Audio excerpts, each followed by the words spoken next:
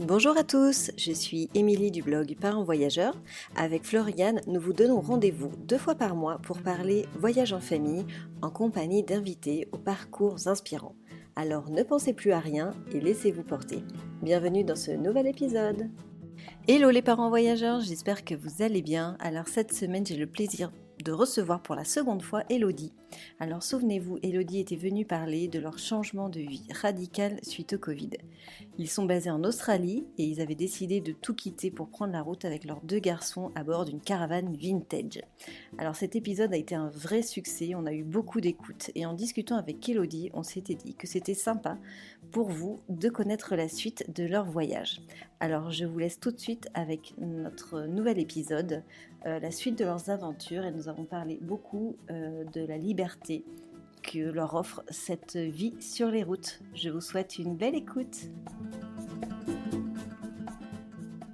Bonjour Elodie, je suis heureuse de t'accueillir une seconde fois dans le podcast. Je suis ravie de ce nouvel échange. Merci d'être là. Merci à toi de m'accueillir. C'est toujours un plaisir de papoter. Exactement, à chaque fois quand on discute longtemps, généralement, à chaque fois je repars avec, tu vois, une énergie de dingue et ça m'inspire énormément. Donc d'ailleurs, je vous suis sur les réseaux et à chaque fois vous m'inspirez, vous m'épatez. Enfin, je trouve votre histoire vraiment incroyable. Alors pour remettre un petit peu dans le contexte, Elodie, tu es passée dans le podcast en juin dernier, donc on a dû se parler en avril ou mai. Donc c'est l'épisode 73 pour ceux qui veulent réécouter la première partie, le pourquoi du comment. Et l'objectif de ce nouvel épisode, c'est du coup de faire un peu le point, une toute petite année après, et surtout faire le point par rapport à votre situation qui a un petit peu évolué. Et justement la liberté que vous avez aujourd'hui dans votre voyage et tout ce que vous avez acquis ces derniers mois. Donc, est-ce que déjà, pour commencer, tu pourrais nous expliquer ce qui s'est passé ces derniers mois? Qu'est-ce qui s'est passé en fait depuis la dernière fois qu'on s'est parlé? Alors, si mes souvenirs sont bons, la dernière fois qu'on avait discuté, on était à Coober Pedy, on était dans le désert du South Australia, enfin de l'Australie du Sud, en pleine ville de l'Opale. C'était vraiment une période sympa parce qu'on commençait à rentrer dans le cœur du désert et dans le cœur du voyage australien par sa culture et son histoire. Et puis, suite au podcast, on a traversé le désert du sud au nord, qui a été 2 mois de traversée incroyable d'un point de vue paysage, rencontres, expériences. Ensuite, on s'est baladé quelques mois dans le nord, très, très au nord de l'Australie. On a laissé la caravane dans une ville pour pouvoir partir juste avec le 4x4 et la tente, ce qui nous a permis d'aller dans des sentiers et dans des routes non pavées. On a fait à peu près 3000 kilomètres de routes sableuses et de routes chaotiques, ce qui était une expérience très sympa. Comme tout ce qu'on avait fait. Et après, ça s'est terminé par un drame parce que fin août, on a perdu notre chienne. Depuis 1 an, on voyageait avec notre chienne. Et fin août, pendant ce voyage-là, elle s'est intoxiquée à une plante tropicale qu'il y a dans le nord de l'Australie. Et en 2 jours, on l'a perdue. Alors, ça a remis pas mal des choses.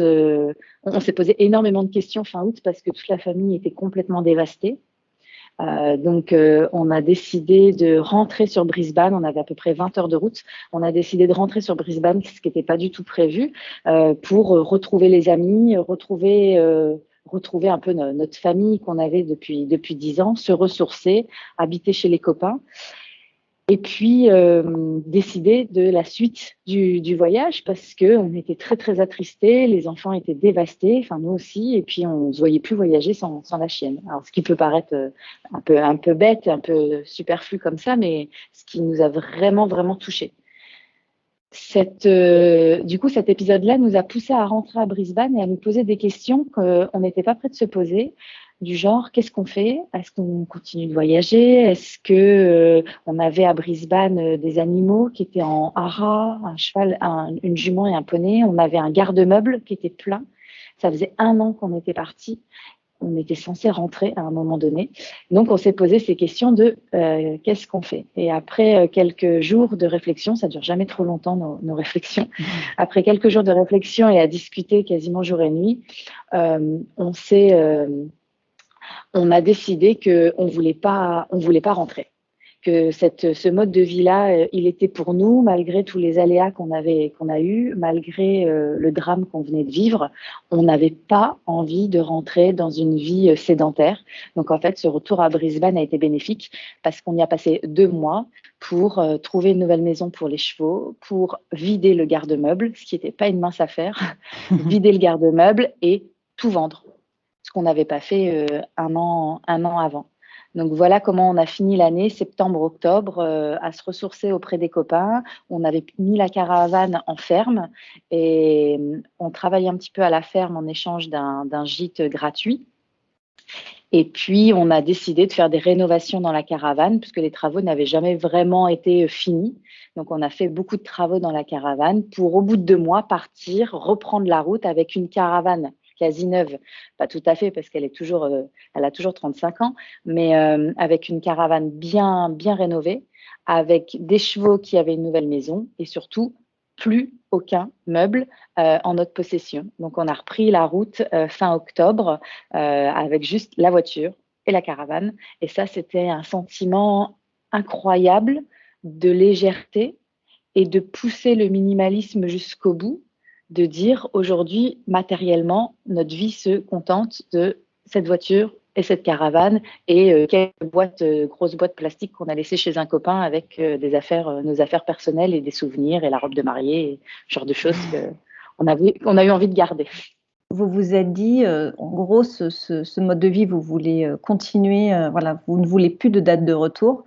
Et vous avez eu ce déclic de dire, bah voilà, parce que le fait de vider son garde-meuble, quelque part, c'est que voilà, vous signez la fin de cette vie sédentaire, la fin de tout voilà, ces possessions, parce qu'en fait, malgré tout, le fait d'avoir ce box rempli de meubles, c'était un peu comme un fil à la patte, non? Ah bah, c'en était un, ça en devenait un. C'en était pas un au début parce que c'était un petit peu c'était notre sécurité. C'était notre sécurité de dire, on a des meubles là, dans 3 mois, on rentrera dans une maison, on n'aura pas besoin de racheter de meubles, on a ces meubles là. Sauf que les 3 mois sont transformés en 6 mois, les 6 mois en 12 mois, et puis qu'au bout de 12 mois, on a fait le calcul financier de ce que nous coûtait le hara et le garde-meuble. On n'avait jamais calculé ce qu'on paye à la semaine, donc on n'avait jamais calculé le montant sur un an, et là, on s'est fait, wow, c'est beaucoup d'argent, ça.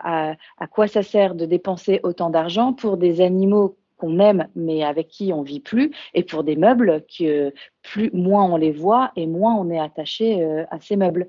Et avec la décision de se dire, on n'est pas prêt de rentrer, on veut pas de date de retour, on veut arrêter de se poser la question de qu'est-ce qu'on fait après. Pour l'instant, on est au jour le jour. Du coup, oui, ça a été une vraie délivrance de vider tout ça. Et ça a été fait, j'avais très peur du stress que ça pouvait peut-être engendrer en moi quand on a ouvert ce garde-meuble qui était plein à craquer. Et en fait, ça s'est fait très vite, juste Guillaume et moi, avec 1 ou 2 copains qui est venu nous aider les premiers jours pour vider le gros. Mais ça s'est fait très rapidement tous les deux et ça s'est fait très facilement. On a vendu les choses au fur et à mesure. Tout ce qu'on ne vendait pas, on a donné à des associations. Et en 2-3 semaines, le garde-meuble était vide. Et là, on s'est dit, bah, on s'est senti léger. C'était vraiment un vrai sentiment de bien-être, de se dire, on n'a plus ça à penser. On n'a plus ces choses-là qui nous appartiennent plus. On n'a plus à payer pour ça. Et concentrons-nous, c'est ce qu'on faisait déjà, mais là, on a poussé un peu, c'est concentrons-nous sur l'essentiel et sur le minimum. C'est quand dingue. on a vécu 1 an, sans je sais pas, j'ai retrouvé 4 cartons de vêtements qui m'appartenaient, que j'arrivais pas à me séparer 1 an avant. Et là, je me suis vidée des cartons de vêtements, de chaussures, de sacs, sans même les ouvrir, en me disant non, je veux pas. Ça m'intéresse pas. J'ai plus besoin de ça. Et ça a été une vraie thérapie. C'est vrai que on est passé par une période émotionnelle très très compliquée. C'était pas prévu de rentrer à Brisbane et si on continuait la route comme c'était prévu, on n'était pas à Brisbane avant une autre année. Mais là, de faire ce détour-là pour se libérer de tout ça, oui, ça a été Ça a donné un nouveau souffle à notre voyage et ça a donné une vraie nouvelle dynamique à ce mode de vie qu'on se crée depuis un an. Mhm. D'accord. Et donc, du coup, aujourd'hui, ton état d'esprit par rapport à ça, tu as l'impression de revivre une nouvelle étape dans dans ce voyage et dans cette vie? Dans quel état d'esprit tu te sens?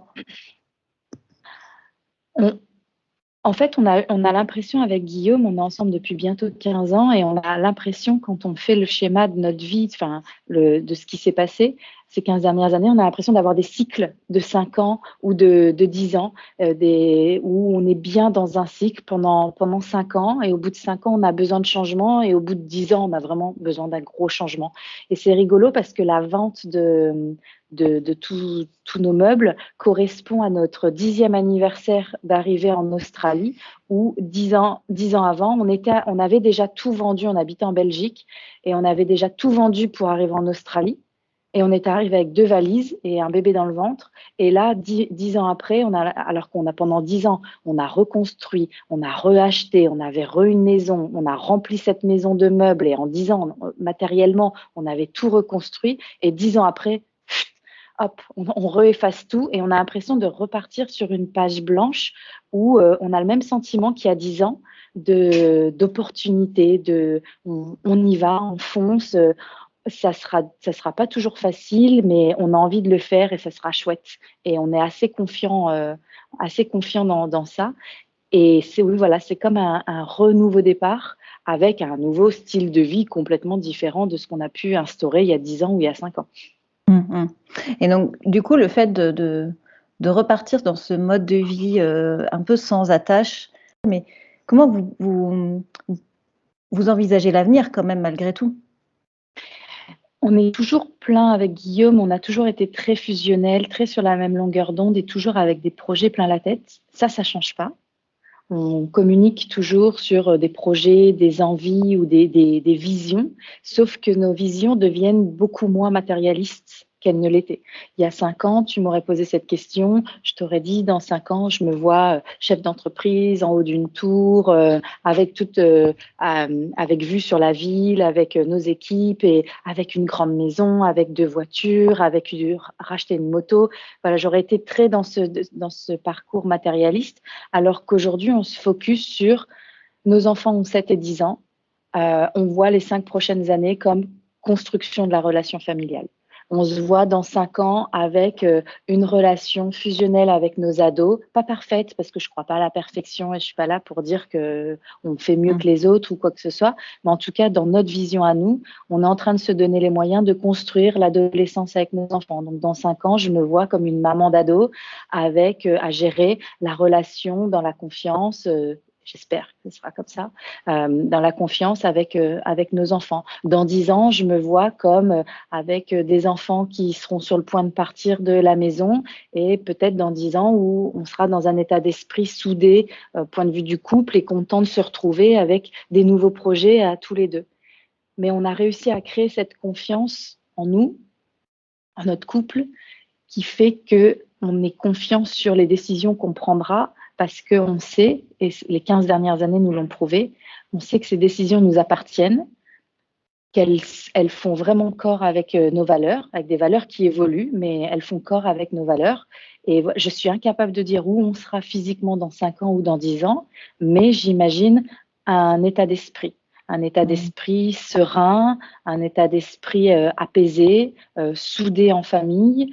Et voilà, qu'on soit en Australie, en France ou au fin fond du Pérou, voilà, je ne sais pas. Là, aujourd'hui, vous êtes en instruction en famille.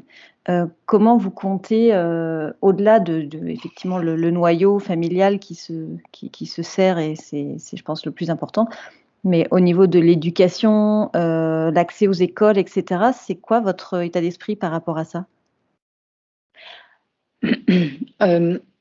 On se dit, j'allais dire depuis le début, mais non, c'est vraiment là depuis quelques mois, on se dit que ce voyage, pour l'instant, on a envie de le continuer. Il continuera tant que chacun de nous 4, il trouve sa place. Donc, c'est une conversation familiale qu'on a assez régulièrement, tous les 3-4 mois dans les nouvelles destinations et tout ça. On pose la question, on a un mini conseil de famille et on prend des décisions à 4. Adam, notre grand, qui va avoir 10 ans, Alors, j'avais raconté dans le précédent podcast que le déclic, c'était qu'il était très bon à l'école et qu'il avait des angoisses à l'école et que le Covid nous avait poussé à faire l'éducation à la maison et qu'on avait adoré se retrouver tous les quatre et on avait adoré voir Adam évoluer bien plus positivement avec nous. Et le problème que Adam avait à l'école, c'est qu'en école en Australie, tu redoubles pas, mais tu sautes pas de classe non plus, ou sinon c'est très difficile. Donc depuis qu'on a commencé l'éducation à la maison, on a fait le programme avec une année d'avance pour Adam. Donc Adam est en équivalent de CM2.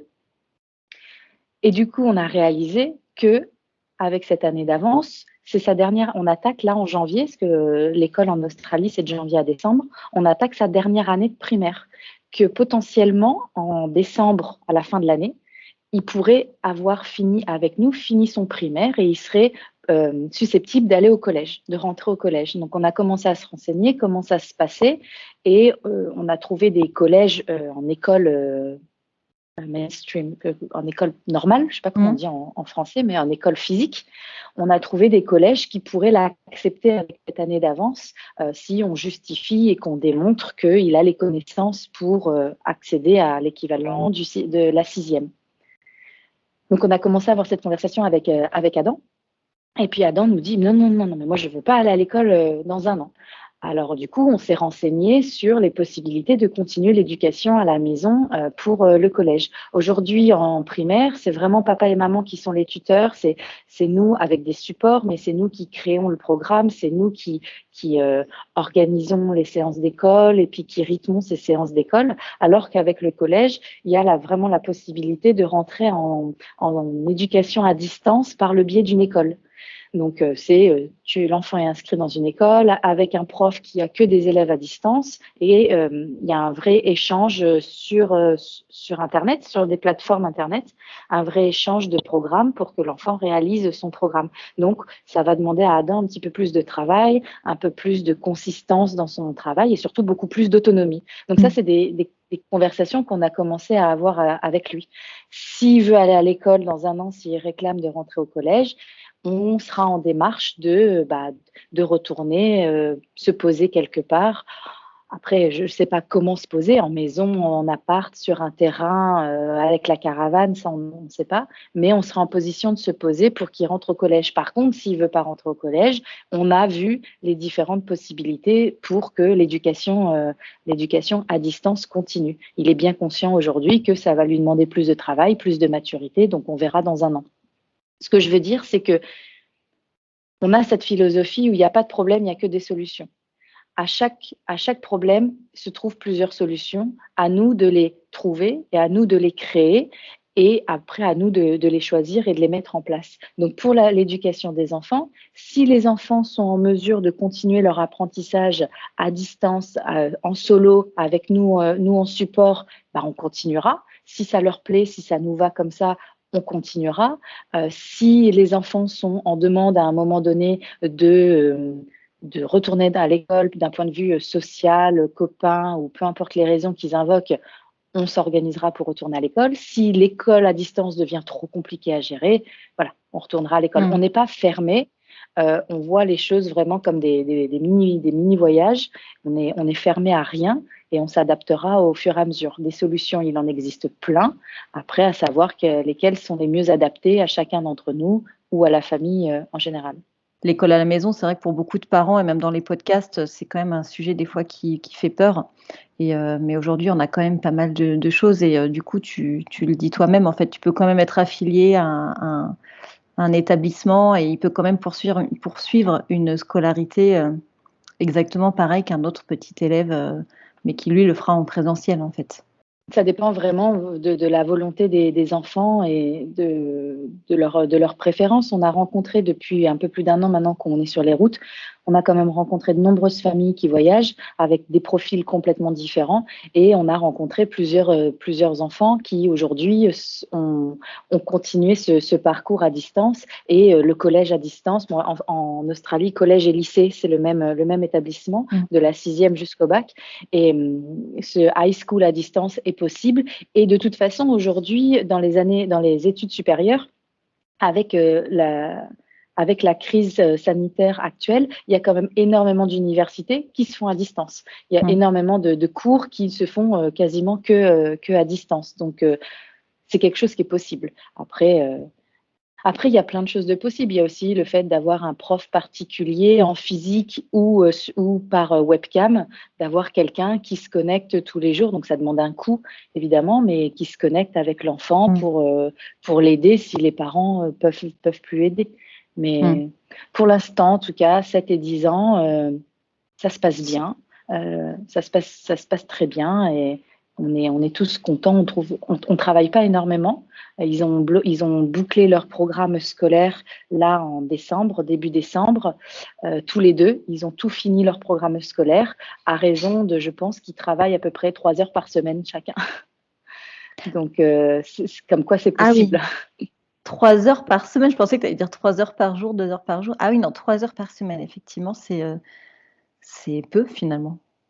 Ah oui, on travaille sur des blocs de 45 minutes le matin.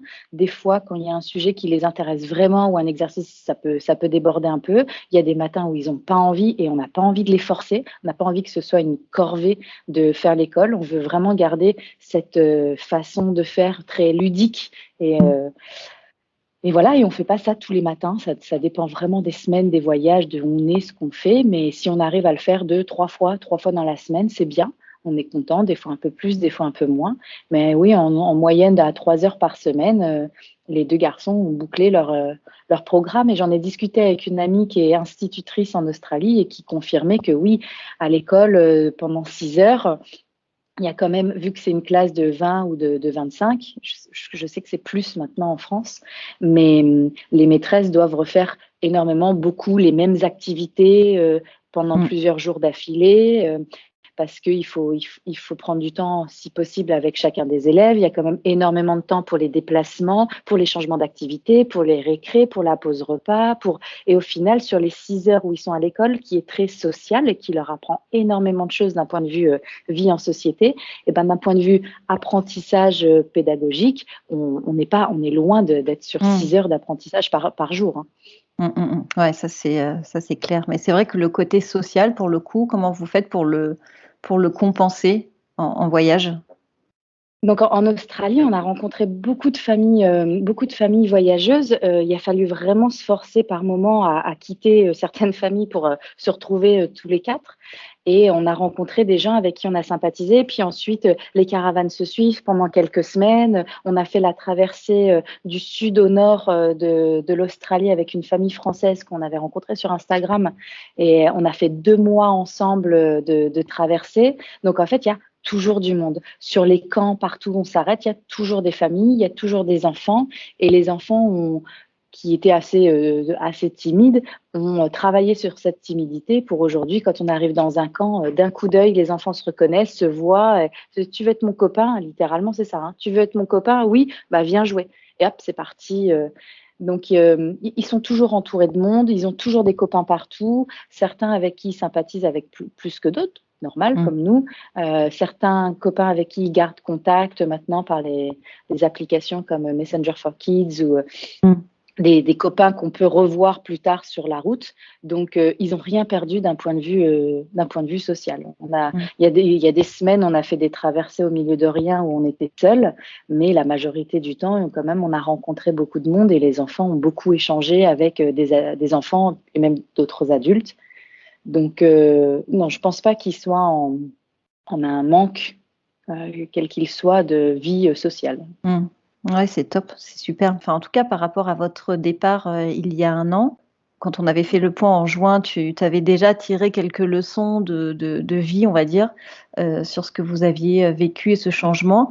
Là, aujourd'hui, à 1 an, est-ce que tu as appris des nouvelles leçons de vie? Est-ce qu'il y a des nouvelles certitudes, des choses que tu as compris, que tu n'avais pas encore assimilées au bout d'1 an de voyage?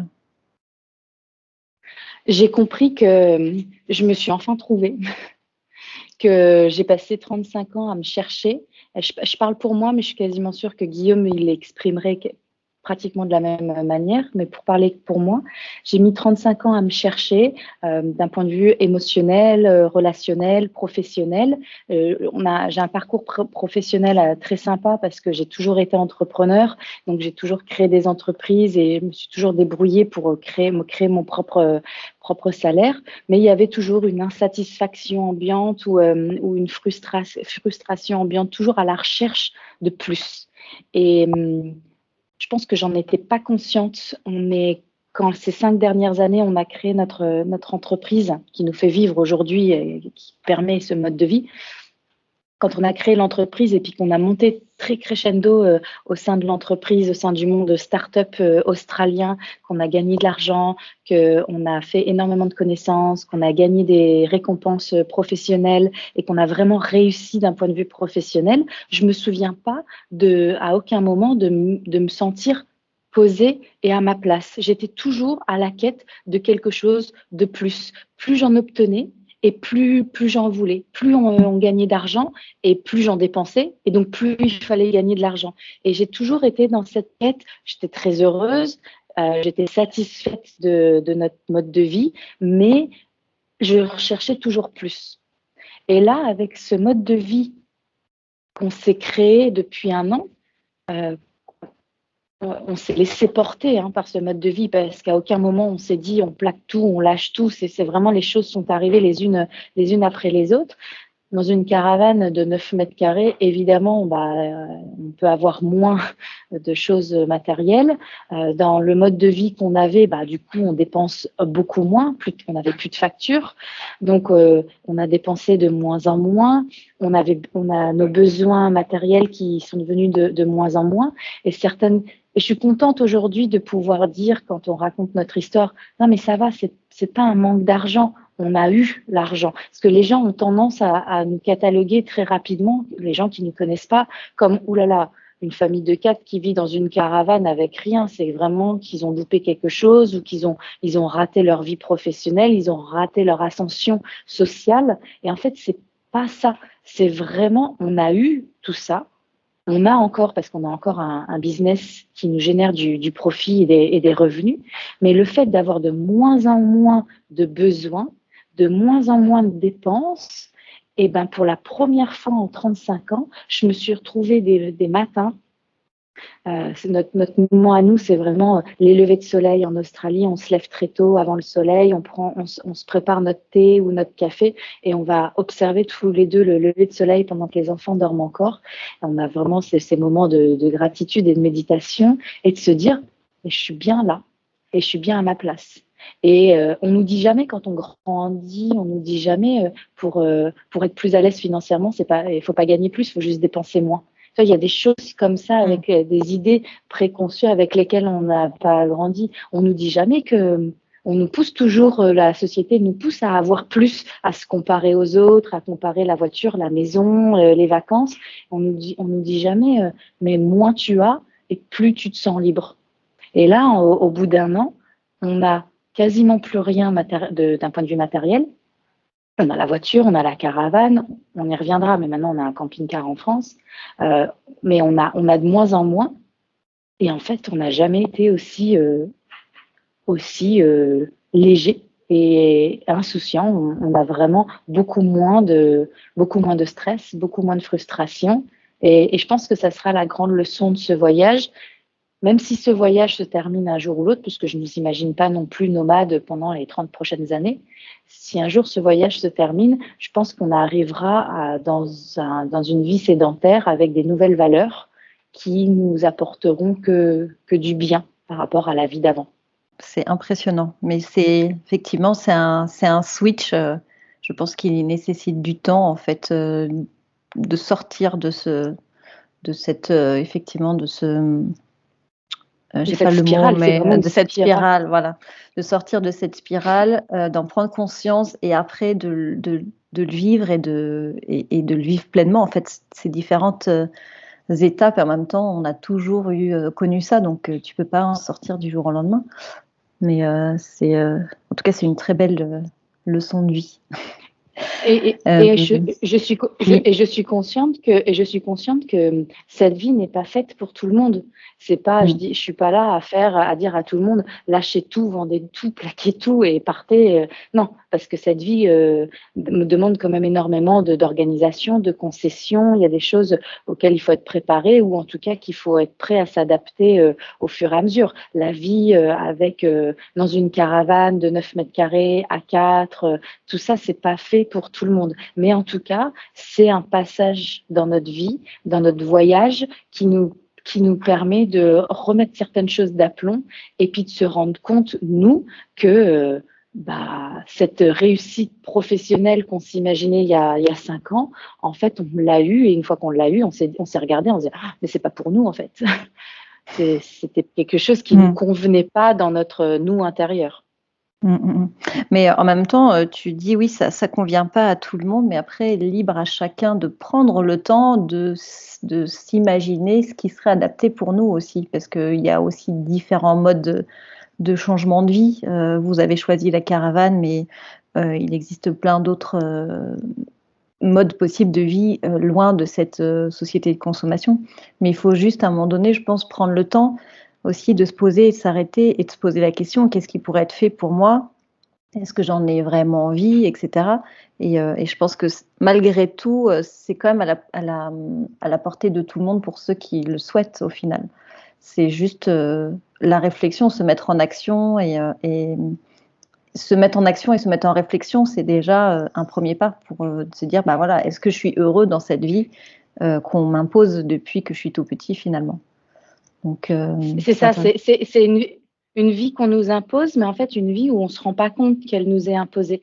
Et je pense que Mm. moi, la première, mais dans notre entourage, il y a très peu de gens qui sont capables à 30 ou 40 ou 50 ans, il y a peu de gens qui sont capables de dire qu'ils se connaissent eux-mêmes Mm. et qu'ils savent se satisfaire eux-mêmes. Et je trouve que c'est un gros manque. Alors, j'en veux à personne et je pointe personne du Mm. doigt parce que je comprends que c'est une société qui nous a portés là. Je ne vais pas dire que c'est la faute de mes parents parce que en discutant avec mes parents, je me rends compte qu'ils ont leurs propres lacunes ou leurs Mm. propres névroses qui viennent de leurs parents. C'est juste que la société nous a poussés là et que moi, la question est moi, qu'est-ce que je veux moi?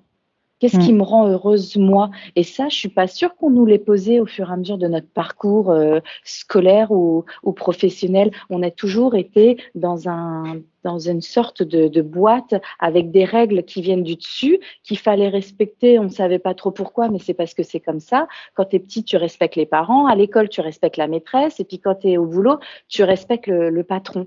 Mais à quel moment je me respecte moi et à quel moment quelqu'un me respecte mes envies, mes préférences, quand j'ai envie ou pas envie de faire quelque chose. Et je pense que c'est ce qui vraiment ressort de cette année de voyage, parce que dans notre parcours d'éducation vis-à-vis des enfants, on a voulu mettre en place beaucoup plus de bienveillance, on s'est énormément renseigné, on s'est énormément entouré. Et ce qui est arrivé, c'est de dire, mais en fait, quand j'ai un conflit avec les enfants, j'aurais tendance à m'énerver après les enfants ou à appliquer des règles aux enfants parce que c'est moi la mère, alors tu vas m'écouter parce que c'est maman qui décide. Et en fait, le jour où on a compris que les conflits avec les enfants venaient bien souvent de nous, parce que nous étions dans une période de stress, de mal-être ou de conflit entre nous, Guillaume et moi, et quand on met le point là-dessus et qu'en fait on se décide de prendre du temps pour nous, pour solutionner nos lacunes ou nos névroses à nous, les enfants, ça roule. Et je me Mm. dis, c'est pour la première fois, je me suis remise, moi, au centre des choses, que ce soit dans ma famille, de mon mari et mes enfants, que ce soit dans ma famille élargie ou entre amis ou dans la société, me remettre. Et c'est pas égoïste de se remettre au centre des choses en disant, si je prends pas soin de moi et que je me pose pas la question de ce qui me convient à moi, personne ne le fera. Donc moi, je me prends moi, je me mets au milieu, je me fais du bien. Si moi je vais bien, les autres, Mm. ça va aller. Et c'est vraiment quelque chose qu'on essaye d'éduquer aux enfants et d'inculquer aux enfants aujourd'hui, c'est la confiance en eux. C'est pas simple tous les jours dans cette éducation bienveillante, elle est loin d'être simple et on a plein de lacunes encore, mais de remettre les enfants en disant, d'accord, tu veux pas quelque chose, mais en fait, tu as raison de pas vouloir quelque chose et de pousser les enfants à savoir dire non, à savoir expliquer pourquoi et respecter leur non. Mm. Et pour vraiment éduquer nos enfants pour qu'ils apprennent à se connaître eux-mêmes, qu'ils soient bien dans leur basket, qu'ils grandissent pas, c'est très dur, mais qu'ils grandissent pas en prenant l'avis des autres comme plus important que leur propre avis. On essaye vraiment de les garder au milieu de leur cercle, chacun à leur place, pour en faire des ados un petit peu plus sûrs d'eux et des adultes un peu plus épanouis. Alors, le temps nous dira si on a raison ou pas. On en rediscutera dans 10 ans. Mais voilà, aujourd'hui, c'est vraiment ce qui ressort de ce voyage. Ouais, c'est hyper intéressant. De toute manière, il peut en sortir que des choses positives. Enfin, la confiance, se recentrer sur soi, c'est des choses qui sont tellement importantes aujourd'hui que ça peut leur apporter forcément que du positif pour la suite. Enfin, moi, j'en suis convaincue. Donc, on en reparle dans 10 ans. Alors là, en ce moment, pour ceux qui vous suivent, vous êtes actuellement en France depuis un bon mois déjà, non? Vous êtes arrivé début décembre, il me semble, non? Ouais, fin novembre. Alors, est-ce que tu peux nous expliquer déjà pourquoi vous êtes revenu en France et qu'est-ce qui s'est passé quand vous êtes arrivé en France, parce que du coup, ça a dû faire un peu un choc de culture. Est-ce que tu peux nous expliquer pourquoi vous êtes rentré et ce que vous faites et quel est votre état d'esprit? Alors, le voyage en France n'était pas du tout prévu. Pas du tout. On avait prévu de revenir courant 2022 quand les frontières australiennes se réouvriraient et que les choses seraient un petit peu plus simples. Mais en fait, quand on est parti de Brisbane mi-octobre, c'est ça. Quand on est parti de Brisbane mi-octobre, on a retraversé l'Australie d'est en ouest pour atteindre l'ouest australien, ce qu'on appelle le Western Australia. Donc, c'était à peu près 3000 kilomètres à faire qu'on a fait en 2 ou 3 semaines pour passer cette frontière de ce dernier État australien qui fait la moitié de l'Australie, la moitié ouest, qu'on n'avait pas encore visité. Donc, c'était vraiment notre objectif. On n'a plus rien, go, on part en Western Australia et sans date de retour parce que c'est un gros territoire à visiter. Donc, on a traversé la frontière début novembre ou mi-novembre. On était très heureux d'être enfin dans ce territoire-là. La caravane était prête, la météo était parfaite. Et puis, comme quoi la vie est faite pleine de rebondissements, j'ai reçu début novembre, le 8 novembre, j'ai reçu un coup de fil de ma mère en France qui m'annonçait le décès de mon grand-père. Donc, quelque chose qui évidemment, je n'avais pas du tout vu venir. Je me vantais d'avoir 35 ans et d'avoir mes 4 grands-parents. Et du jour au lendemain, il y en a -1. Donc, ça a été un choc de perdre mon grand-père, de me dire que je ne le reverrais plus, que je l'avais eu la veille au téléphone. Enfin, voilà. Déjà, il y a toute cette période de deuil à distance qui est très, très dure à gérer. C'est la première fois que je gère, en 10 ans en Australie, c'est la première fois, alors c'est chanceuse, mais première fois que je gère un deuil à distance et en plus dans des circonstances sanitaires où je peux pas voyager, je peux pas venir, je peux pas décider de prendre un avion toute seule pour débarquer 24 heures plus tard aux obsèques. Donc on s'est posé énormément de questions et j'ai ressenti le voyage a refait un émotionnel. Voilà, la lancée dans laquelle on était s'est reposée. On a reposé la caravane à Broome. On a dit on se pose, on réfléchit et on discute. Et en fait, j'ai ressenti le besoin de me rapprocher de ma grand-mère. Je suis très très proche j'étais très proche de mes grands-parents paternels. Ils ont été un support pour moi ces dernières années incroyable, toujours présents, toujours bienveillants, toujours très très présents dans notre quotidien. Et j'ai ressenti le besoin de me rapprocher de ma grand-mère. Donc, c'était pas simple parce que la situation australienne était que les frontières étaient complètement fermées. Donc, on a fait une demande sans y croire. On a fait une demande de sortir du territoire sur base de motifs impérieux, c'est ça qu'on dit, oui. Motifs impérieux sur acte de décès, lettre du docteur et tout ça. Et on pensait ne pas l'obtenir, d'autant plus que on n'est pas vacciné pour le Covid. C'était quelque chose qui s'était pas présenté à nous dans cette année de voyage. Donc, on pensait que ce ne serait jamais accepté. Bon, la bonne surprise, c'est qu'en 12 heures de temps, on a reçu notre dérogation et ils nous ont dit go, nous ont donné le feu vert pour partir en France sous certaines conditions, dont la condition je sais toujours pas pourquoi, la condition de OK, vous partez en France, mais vu que les frontières sont fermées, vous partez 3 mois minimum. Je pense que c'est pour éviter les trop nombreuses demandes de dérogation sur base de motifs impérieux. Tout le monde ne peut pas partir 3 mois et voilà, c'est pour éviter les déplacements trop nombreux. Donc, vous partez pour 3 mois. On se dit, bah, go, on part pour 3 mois. Donc, on va à l'agence de voyage pour prendre un billet d'avion le plus rapidement possible. Donc, fin novembre, on lui dit, on veut un retour le fin février, au bout de 3 mois. Et l'agent de voyage rigole en disant, ah bah non, parce que les frontières sont fermées. Je n'ai aucun vol international qui atterrit à Perth avant fin mars. Et fin mars, c'est du potentiel. Hein. C'est si les frontières se réouvrent entre-temps. Donc, aucun vol fait Paris-Perth avant fin mars. Donc, on lui dit, fin mars, on est à 10 jours des 10 ans de notre grand. Autant rester en France un petit peu plus longtemps et fêter les 10 ans en famille. Donc, on a pris un retour pour le 15 avril. Voilà comment on s'est retrouvés sur un coup de tête, fin novembre, à débarquer en France pour 5 mois. Donc, voilà, on est en France depuis fin novembre. On est arrivé en France donc dans une situation émotionnelle familiale très très très très triste, mais avec ce truc dans notre tête quand même de dire on peut pas débarquer 5 mois. On est originaire de Bourgogne, dans Lyon, et on se dit on peut pas débarquer 5 mois et rester 5 mois sédentaire dans Lyon, c'est pas possible. Ça fait plus d'1 an qu'on est nomade, qu'on roule. Là, l'idée de se poser 5 mois chez nos parents ou grands-parents, c'était pas imaginable. C'est vraiment l'idée d'être posé quelque part.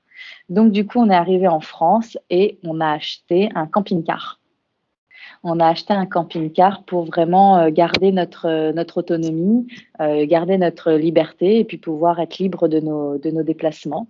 Donc, voilà comment, depuis fin novembre, on circule en France avec le camping-car tous les 4 et on profite aussi de la famille sur place. D'accord. Ah, donc voici toute l'histoire. Donc là, vous êtes encore un paquet de jours par ici. Comment, parce que alors, pour le coup, nous, on revient de 3 semaines en France, là. On est revenu en Espagne et on était bien contents de rentrer en Espagne. Je ne sais pas comment tu as vécu, du coup, la pandémie en Australie, mais je pense que voilà, vous étiez sur les routes, un peu en dehors de tout ça. Ce retour en France, là, comment vous le ressentez émotionnellement parlant? Eh bien, ça a été un choc. Ça a été un choc parce que, alors, pour des choses très basiques, par exemple, on est arrivé et personne ne nous a embrassés. On n'avait pas vu la famille depuis 3 ans et au début, on a trouvé la famille hyper distante et personne n'a nous embrassé. On sentait le bonheur de nous voir et d'avoir les enfants ici, mais il y a eu cette distance physique qu'on s'est pris en pleine face et il nous a fallu quelques jours ou une semaine ou 2 pour comprendre ce qui avait poussé les gens autour de nous à garder cette distance. En Australie, on a vécu le Covid de très très loin parce que toute la période où on y était, 2020-2021, l'Australie a fermé ses frontières, mais en fermant ses frontières, on n'a eu quasiment pas de cas. Alors il y a Sydney, New South Wales et Victoria autour de Melbourne qui ont flambé par moment, où il y a eu beaucoup plus de cas et des décès. Mais à fin novembre, on était à tout juste 1500 décès depuis mars 2020 sur toute l'Australie. Donc, pour dire que c'est par rapport aux 100, 120 ou 130 000 Français. Donc, l'Australie, on avait été loin de tout ça. L'Australie était capable de bloquer des villes en confinement du jour au lendemain pour 3 nouveaux cas. Donc, on a toujours eu ce décompte de 3 cas, 5 cas, 8 cas, et on s'arrêtait là. Tout le monde était à l'arrêt pendant 3 jours. Bim, il n'y avait plus de cas. Et nous, avec le voyage, on était tellement loin de toute civilisation, loin de toutes les villes, que dans tous les villages qu'on a croisés au milieu du désert et tout ça, le Covid, ils l'ont pas vu passer. On n'a pas porté de masque, il y avait des distances parce qu'elles étaient officielles, mais sinon, il y avait rien de tout ça. Et quand on a retrouvé nos amis à Brisbane en septembre-octobre, on n'avait pas de distance avec les amis. C'est vraiment, on a gardé ce côté chaleureux de se serrer dans les bras, de faire de la fête. Il y a eu des restrictions en Australie, mais très limitées sur des courtes durées et le Covid était quasiment inexistant. en tout cas pour les parties où on a voyagé. Alors qu'en France, les choses ont été complètement différentes et les gens l'ont vécu complètement différemment. Le nombre de cas, le nombre de gens que vous pouvez connaître potentiellement qui ont eu le Covid ou qui sont décédés du Covid sont des choses qui existaient en France et qui n'existaient pas en Australie quand on est parti. Donc, on a l'impression de s'être pris 2 ans de crise sanitaire d'un seul coup, en fait. On n'a pas eu ce truc crescendo que certains ont pu avoir. Et là où on était très heureux d'arriver, de profiter, de vouloir voir Pierre-Paul Jacques, de toute façon, quand on est arrivé, on était censé être 8 jours en isolation. Je dis censé parce que on devait être testé à l'aéroport de Paris. Ils nous ont dit que ça ne servait à rien de nous faire tester. On devait remplir des papiers à l'aéroport de Paris pour notre isolation. Personne nous a demandé nos papiers. Donc bref, on est arrivé en France et on était isolés. Et quand on est arrivé ces 8 premiers jours à voir seulement ma grand-mère et nos parents, et à vouloir voir personne d'autre, et ben en fait, on est rentré dans ce truc où ça va faire 2 mois qu'on est là et il y a des gens qu'on n'a toujours pas vus. Parce que il y a cette distance où les gens font attention, les gens sont beaucoup plus prudents, les gens sont contents de nous savoir là, mais sans accourir pour nous voir. C'est très très particulier et au début, je l'ai pris très personnellement. Au début, c'était dur. Au fur et à mesure des semaines, en discutant avec mon entourage, je pense qu'on a compris par quoi les Français étaient passés ces 2 dernières années, et ce qui fait que les Français sont très anxieux, déprimés, en colère pour certains. Et voilà, on a pris les 2 ans de crise française d'un seul coup.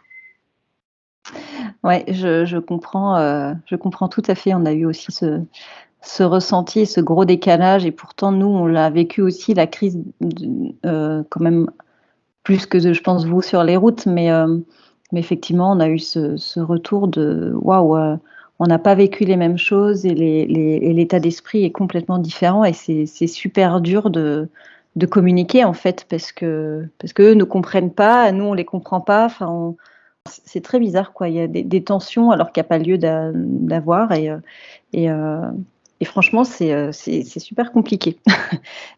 En plus, on arrive non vacciné, et c'était quelque chose qui me stressait beaucoup, le regard des autres, le jugement des autres et tout ça. Alors, on a eu tout. On a vraiment eu tout dans les réflexions, et je pense que on sait aujourd'hui s'en détacher et ne plus écouter les choses qui font mal. Et puis pour certaines personnes, on leur a dit, si vous voulez savoir le pourquoi du comment on n'est pas vacciné, nous, on est prêt à s'asseoir et à en discuter avec vous. Donc, on a eu des discussions intéressantes avec certaines personnes pour pouvoir partager notre point de vue, nos raisons. Voilà, chacun a ses raisons de se faire vacciner, pas vacciner. Enfin, je veux dire, en plus, on est tombé aujourd'hui dans un truc où on est pointé du doigt, alors que sans que les gens cherchent à comprendre ce qu'il y a derrière et les raisons qu'il y a derrière.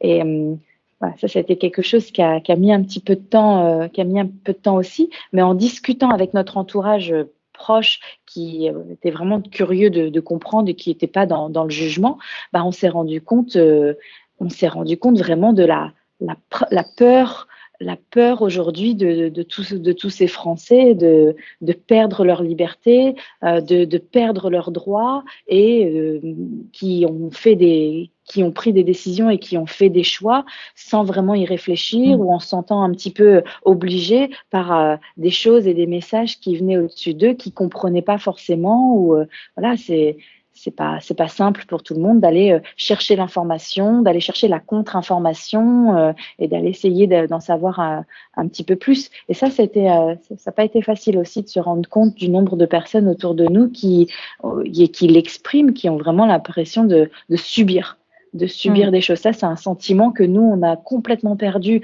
depuis très longtemps, parce que de toute façon, depuis qu'on a décidé de partir en Australie ou de devenir entrepreneur ou de voyager, le côté subir fait pas trop partie de notre quotidien. Et ça a été un choc de voir que à 30, 40, 50 ans, beaucoup de gens ont encore le sentiment de subir. Ouais, ça c'est vraiment, ouais, tu as raison, on a vraiment aussi ressenti ça, et ce clivage qu'il y a. Déjà, c'est bien que vous ayez pu discuter avec aussi votre entourage, parce que j'ai l'impression quand même que la communication s'est beaucoup coupée. On pointe beaucoup du doigt. Je trouve que il y a beaucoup de violence en fait en ce moment, la violence pas physique mais verbale, beaucoup d'intolérance, beaucoup de jugement. Je trouve que c'est quand même super compliqué de trouver une place en fait dans tout ça, de montrer en fait que nous on n'a pas fait ces choix-là, parce que nous aussi on n'est pas vaccinés, on n'a pas fait ces choix-là. Enfin, on a eu l'occasion, on a la possibilité de le faire, mais voilà, on a fait un choix. Et aujourd'hui, en fait, on nous montre très clairement qu'on est hors du cadre, on nous juge, alors qu'en fait, on n'est pas des hors-la-loi, tu vois, c'est juste on a fait un choix à un moment donné. En Espagne, en fait, les gens sont très, très bienveillants par rapport à ça, et d'ailleurs, tu demandes pas aux gens s'ils sont vaccinés ou pas, ça se fait pas, tu vois, c'est pas la première question que tu vas poser à des amis, alors, t'es vacciné, t'as fait ta dose, enfin, non, en fait, en Espagne, on ne parle pas de ça. En fait, chacun fait ses choix et voilà, on les partage ou non, mais il n'y a pas ce jugement. Et quand on est arrivé en France, on s'est senti agressé et j'ai trouvé que c'était vraiment très, très violent. Et on s'est senti vraiment pointé du doigt et j'ai trouvé que c'était très difficile. Alors, du coup, je pense bien à vous. C'est marrant que tu utilises le terme hors-la-loi parce que c'est exactement le même terme que j'utilise pour défendre notre cas, des fois, sans rentrer dans les détails, de dire est-ce qu'on est hors-la-loi? On n'est pas hors-la-loi. Il n'y a pas de loi qui nous oblige à. Donc aujourd'hui, nous ne sommes pas hors-la-loi. Donc on n'a pas à être pointé du doigt. On fait des choses et on respecte les règles. Je suis pas pour les faux passes, je suis pas pour parce que à la française, c'était très rigolo, c'est quelque chose qui n'existe pas du tout en Australie. L'Australien est très réglementaire, suit les règles, mais en France, quand on est arrivé, et énormément de personnes, quand je dis énormément, je mens pas, c'est vraiment la majorité de nos amis, familles, cousins nous ont proposé leur passe. Sur le ton de la plaisanterie et non, je suis pas pour rentrer dans ce truc hors la loi. Il y a des règles, je les respecte, je contourne les règles comme ça m'arrange, mais on a pu voyager d'Australie à France, on peut être là en France, on fait ce qu'on fait en ce moment en France sans être hors la loi. Et ça, c'est un terme qui en général fait mouche parce que voilà, on peut difficilement moins nous montrer du doigt. On n'est pas là à s'exposer, on va pas au travail, les enfants vont pas à l'école, on va pas dans les centres commerciaux, on vit une vie, on le voit sur les réseaux sociaux, de toute façon, on a une vie très simple, très famille et où on se balade, on se déplace, on va faire des randos, on va marcher, on va visiter, mais on est à l'extérieur et on n'est pas je pense qu'on est un danger pour personne. Si on est un danger pour quelqu'un, c'est peut-être pour nous. Et dans ce cas-là, ça nous regarde nous. Exactement. Et donc, du coup, tu parlais des enfants. Vous arrivez à les préserver de tout ça, de ce climat? J'ai vraiment le sentiment, oui, de les préserver parce que ils savent ce qui se passe, ils posent des questions, puis surtout depuis qu'on est arrivé en France, on n'a jamais autant parlé de la situation depuis qu'on est en France parce que c'est quelque chose qui fait partie de toutes les conversations chez tout le monde. Donc les enfants sont là, les enfants entendent, les enfants se retrouvent des fois devant la télé avec mamie pour à regarder les infos. Donc ils savent, mais par contre il n'y a pas d'anxiété de leur part. Ils ont le masque, ils portent le masque quand on va des fois en ville ou se balader, mais vu que c'est pas quelque chose au quotidien, que c'est pas quelque chose qui dure des heures ou des jours, j'ai pas le sentiment que les enfants aient une quelconque anxiété par rapport à ça. Mais bon, c'est facile, les enfants ne vont pas à l'école, donc c'est déjà, je pense que c'est déjà un point d'anxiété en moins énorme par rapport à ce qui se passe aujourd'hui dans les écoles en France. Donc on n'a pas fait ce voyage. C'est pas comme si on était parti pendant la crise pour vraiment se protéger. Le voyage est arrivé avant tout ça, même si c'est arrivé suite au Covid, mais on était déjà, en tout cas en Australie, sortis des premières crises. Donc, on n'a pas voyagé pour ça. Mais aujourd'hui, on est très heureux d'être dans ce mode de vie là, et parce que pour nous, en tout cas, on a la meilleure place pour rester serein par rapport à tout ça. Évidemment, il y a des fois quelques anxiétés. On a été cas contact au Nouvel An. On entend des amis autour de nous qui chopent le Covid. Donc, on se dit toujours, et si c'était nous, et si c'est nous demain. Donc, nous, en tant qu'adultes, on a quelques petites anxiétés. Mais en tout cas, on a la meilleure place pour vivre tout ça. S'il y a besoin de s'isoler 3 semaines demain, on sait le faire. S'il y a besoin vivre à 4 dans dans 9 mètres carrés, on sait le faire. Donc, aujourd'hui, c'est notre liberté. J'ai vraiment le sentiment d'avoir gagné une liberté par rapport à ce qui se passe aujourd'hui autour de nous dans la société. On se sent libre.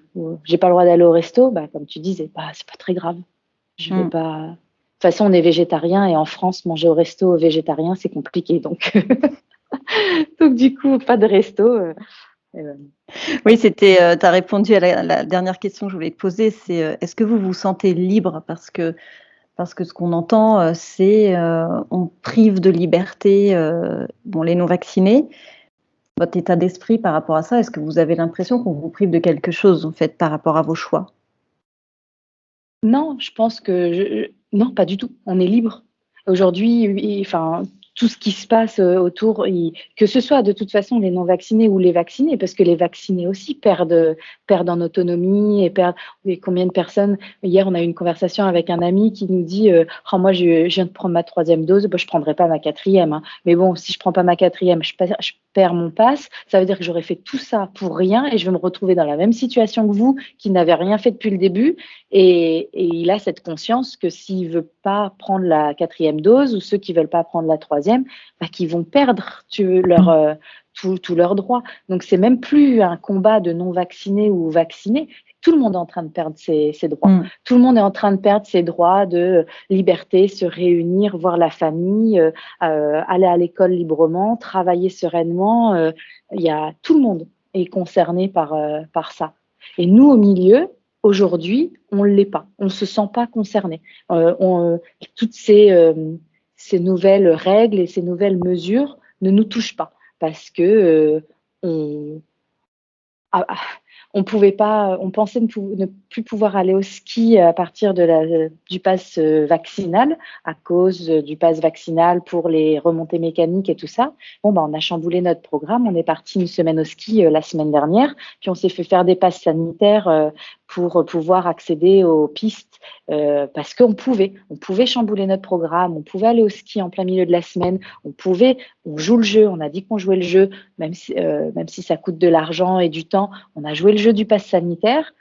On nous a jamais demandé notre passe sanitaire pour monter sur les remontées mécaniques. On nous a jamais demandé notre passe sanitaire pour nous arrêter en terrasse pour boire un chocolat chaud ou manger une crêpe. On nous a demandé notre passe sanitaire une fois au restaurant sur les 4 jours.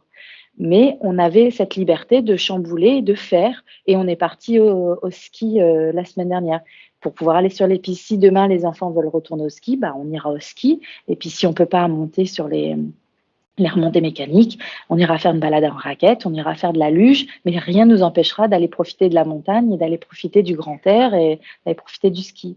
Le resto, tant pis. Il y a le cinéma, je préfère faire un film en famille le soir sur le rétroprojecteur à la maison. Aujourd'hui, tout ça ne nous touche pas. On est libre de passer au travers. Mais voilà, on travaille, on est à notre compte, on travaille de la maison, on travaille comme on veut, quand on veut. Les enfants ne vont pas à l'école, donc c'est facile pour nous. Et je comprends que pour notre entourage, c'est compliqué. Quand les enfants sont à l'école, quand vous n'avez pas le choix d'aller au travail, oui, c'est plus compliqué. Mais j'ai l'impression que c'est ces gens-là qui sont plus touchés que nous. Donc, c'est même plus un combat de vaccinés ou non vaccinés. C'est un combat de à quel point je maîtrise ma vie, mon rythme et mes libertés. Oui, tout à fait. Je suis 100% d'accord avec toi. Et c'est vrai que vous avez déjà fait ce chemin de la déconsommation, du minimalisme, d'un choix de vie à part. Et aujourd'hui, effectivement, les choix que vous avez faits auparavant vous aident aujourd'hui pour vivre votre vie là en ce moment en France. Donc, ça, c'est hyper intéressant. Et on a eu des conversations avec des gens proches qui se plaignent de leur situation et qui nous demandent notre avis. Alors, quand on ne nous demande pas notre avis, on ne le donne pas. On essaye de ne pas le montrer. Par contre, si on nous le donne, on est content de partager et de dire, voilà, tu pourrais faire ceci, tu pourrais faire cela, tu pourrais t'organiser comme ça. Mais les gens n'ont pas envie. Les gens ont peur de sortir de leur zone de confort. Les gens ont peur de... J'ai eu une conversation avec une copine l'autre fois qui n'aime pas son travail. En plus, je lui dis, mais quitte ton travail. Oh, non, je ne peux pas quitter mon travail. Mais si, tu peux quitter ton travail. Tu peux faire ça, tu peux faire comme ça, tu peux t'organiser comme ça. Tu peux... Oui, mais bon, et les dépenses, tu les réduis, les dépenses. Et en fait, les gens ont peur de sortir de leur zone de confort, de leurs acquis, de leur de tout ce qu'ils connaissent. Et les gens ne veulent pas de contraintes. C'est ça le problème actuel dans notre société et les adultes qu'on est devenus, c'est que des contraintes, on en a plein. On vit avec les contraintes, on se plaint, on n'est pas content, mais par contre, des contraintes, on n'en veut pas. On exprime qu'on n'en veut pas. Et quand il faut changer quelque chose qui est contraignant ou qui demande un petit peu d'effort, les gens ne veulent pas. Et ce que je dis à la copine, c'est dans ce cas-là, fais avec. Si tu veux pas sortir de tout ça, fais avec. Parce que la seule solution au bonheur ou au bien-être, elle nous appartient. Personne va venir changer notre vie ou nous dire ce qu'il faut faire. C'est à nous en tant que femme, mère, père, mari, couple, c'est à nous de prendre les décisions et de chambouler les choses s'il faut les chambouler. Et il y en a qui le font très bien. Il y en a qui quittent. J'ai la copine, la sœur d'un copain ici qui a quitté. Ils ont quitté leurs 2 postes. Ils sont partis avec leurs économies. Ils ont acheté une ferme. Tu sais cette expression qu'on dit si on m'embête, j'irai élever des chèvres au fin fond du Larzac. Eh ben ils l'ont fait. Ils sont partis et ils ont eu le courage de le faire et de continuer à être libres et de faire leur mode de vie libre. Aujourd'hui, on s'attache à une société qui n'existe plus et qui est en train de disparaître. Et malheureusement, la situation dans laquelle on est, je pense qu'il faut juste qu'on apprenne à vivre avec. Les gens pensent que par le gouvernement, les choses vont disparaître du jour au lendemain. Mais non. C'est là, c'est un nouveau monde, c'est un monde qui évolue, qui change. Si c'est pas le Covid aujourd'hui, avec tous ces deltas derrière, ça sera un autre virus qui va arriver, qui peut arriver après. Je pense que il est temps de s'adapter à ça et il est temps de faire avec. Et si ça ne nous convient pas, les changements ne tiennent qu'à nous. Ça, je suis à 100% d'accord avec toi. À un moment donné, il faut prendre conscience qu'on est maître de sa vie et que soit ta vie te convient pas, tu mets en place des choses pour qu'elles te conviennent. Ça ne veut pas forcément dire tout quitter, peut-être changer de boulot ou profiter, s'inscrire, faire un hobby, faire en sorte que du coup ta vie au quotidien elle te plaise, même si tu peux pas changer de boulot aujourd'hui. Enfin, il y a plein de manières aujourd'hui de prendre en main sa vie et se donner les moyens, parce qu'aujourd'hui on nous a jamais appris l'échec. L'échec c'est mal. Il y a plein de gens qui ont réussi dans la vie, mais qui sont passés par de nombreux échecs et on va retenir que la réussite, alors qu'ils se sont peut-être plantés 10 fois avant. Et aujourd'hui, l'échec, c'est mal perçu. Dans la famille, c'est mal perçu. Enfin, si tu dis que tu n'as pas réussi quelque chose, c'est un peu la honte, alors qu'en fait, c'est un premier pas vers un changement, c'est avoir tenté autre chose. Et c'est hyper riche et dans notre société, c'est mal vécu. Et donc, du coup, je pense que ça conditionne aussi le fait que beaucoup de gens se complaisent dans une vie qui ne leur convient pas. C'est rigolo parce que c'est quand on a des jugements, alors quand je parle de jugement, c'est de personnes proches parce que les choses lointaines nous atteignent pas, mais quand on a certaines critiques, on va nous dire oui mais vous menez la vie parfaite, vous êtes parfait, vous croyez parfait, mais les gens nous connaissent pas. Les gens qui disent ça ne nous connaissent pas. Et j'invite les gens à dire bon, on a enregistré plusieurs podcasts, depuis 1 an et je t'invite à les écouter parce que dans les podcasts on fait part de tous ces échecs et de toutes ces difficultés qu'on a eues dans la vie. Et aujourd'hui, s'il y a quelqu'un qui sait que la vie n'est pas parfaite, on y est passé. Les remises en question, on a tout perdu, on redémarre, on lâche tout, on se croit les maîtres du monde et on se prend une claque. On a vécu des échecs financiers, des échecs professionnels. On a vécu pas mal de choses et les gens l'oublient, les gens le voient pas. Les gens retiennent que voilà, les gens, même certains proches, vont nous dire oui, votre vie sur Instagram, mais je vais pas vous apprendre que la vie sur Instagram, c'est pas la vie. La vie sur Instagram, on a un Instagram pour montrer qu'on peut voyager en famille et à la base, c'était juste pour montrer aux Français la beauté de l'Australie.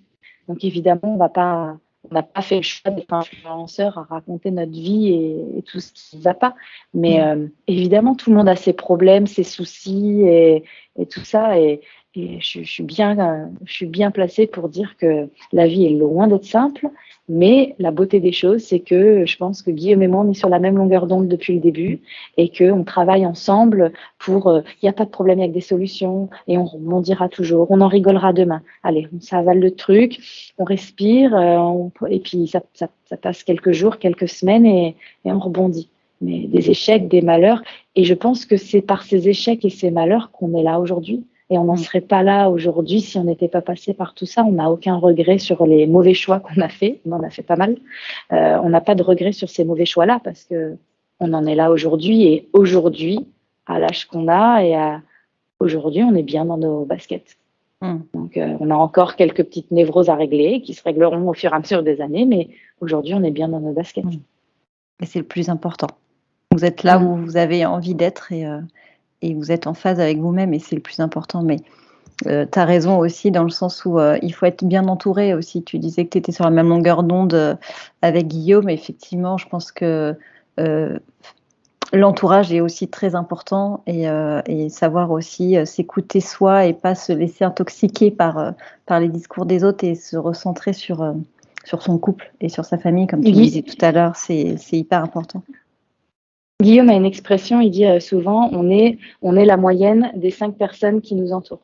Les 5 personnes les plus proches qui nous entourent, on est la moyenne de ces gens-là, parce que c'est inévitable d'évoluer en se comparant, en imitant, en voulant être au-dessus de l'autre ou se faire porter par quelqu'un. Donc il y a toujours quelqu'un au-dessus de nous, toujours quelqu'un en dessous de nous.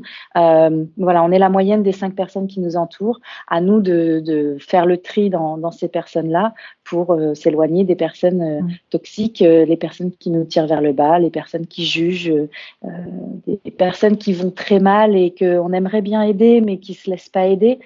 Bah, c'est dur au bout d'un moment de s'essouffler avec ces gens-là et voilà. T'as raison. Est-ce qu'on va être obligé de clôturer notre épisode malheureusement, même s'il y a encore plein de choses à dire.